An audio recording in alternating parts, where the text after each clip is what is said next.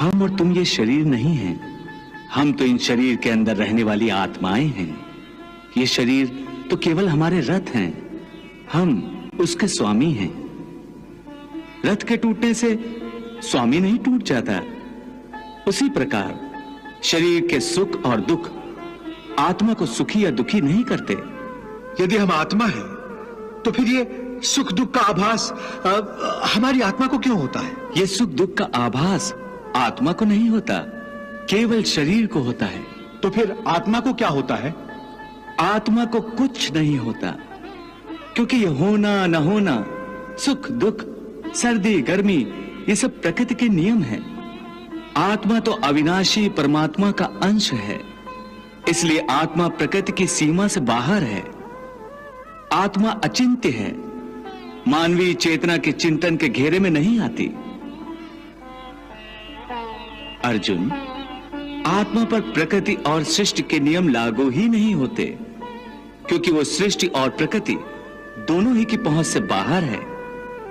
जैसे एक चिंगारी अग्नि का ही अंश होती है, वैसे ही आत्मा परमात्मा का ही अंश होता है। इसलिए वो नित्य, अजन्मा, सनातन और सर्वव्यापी है, स्थिर रहने वाला और अचल है।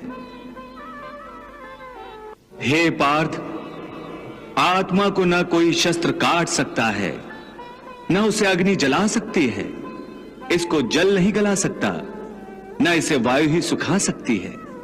हे अर्जुन, ये सब समझकर तुम्हें ना किसी के मरने का शोक मनाना चाहिए और न किसी के ना मरने की खुशी का प्रदर्शन करना चाहिए। हे केशव, ये सब मानकर भी कि आत्मा नित्य, सनातन और अजन्मा है, उसे शस्त्र नहीं काट सकते, आग नहीं जला सकती, फिर भी प्राणी की आत्मा को दुख सुख, शोक खुशी, मान अपमान, पीड़ा और आनंद का एहसास क्यों होता है? हे पार्थ, मैंने पहले ही तुम्हें बताया कि सुख दुख का आभास करना आत्मा का नहीं, शरीर का काम है। परंतु केशव, शरीर को दुख या पीड़ा तभी होगी जब शरीर को कोई चोट लग जाए या उसका कोई अंग कट जाए। जैसे शरीर आग में जल जाए, उससे जो पीड़ा होती है वो तो शरीर की पीड़ा है। परंतु मान हानि होने से जो दुख होता है या मान होने से जो आनंद आता है, उसमें तो शरीर को कोई चोट नहीं पहुंचती। वो मान हानि का दुख, वो अपकीर्ति की पीड़ा तो आत्मा को ही होती है ना? नहीं अर्जुन, ये कीर्ति अपकीर्ति, मान अपमान, ये लाभ हानि, ये जीतने का आनंद अथवा हारने की पीड़ा, ये भी आत्मा को नहीं होती। ये आत्मा का काम नहीं है, ये तो मन की शरारत है। मन की शरारत, इसका क्या अर्थ है केशव? पार्थ, प्राणी के शरीर का एक अदृश्य अंग है मन, जो दिखाई नहीं देता, परंतु वही सबसे शक्तिशाली हिस्सा है शरीर का। ये याद रखो कि मन शरीर का हिस्सा है, उसका आत्मा से कोई संबंध नहीं। आत्मा यदि रथ में बैठा हुआ रथ का स्वामी है, तो मन शरीर रूपी रथ का सारथी है। ये मन ही इंद्रियों के घोड़ों को इधर उधर भटकाता है। कभी यौवन के आवेश में यही चंचल मन मनुष्य को इस भ्रम में डाल देता है कि वो सर्वशक्तिमान है, वो सब कुछ कर सकता है, वो यहाँ का राजा है, जिसके आगे हर कोई झुक जाने पर विवश है और जिसे हर कोई प्रणाम करता है।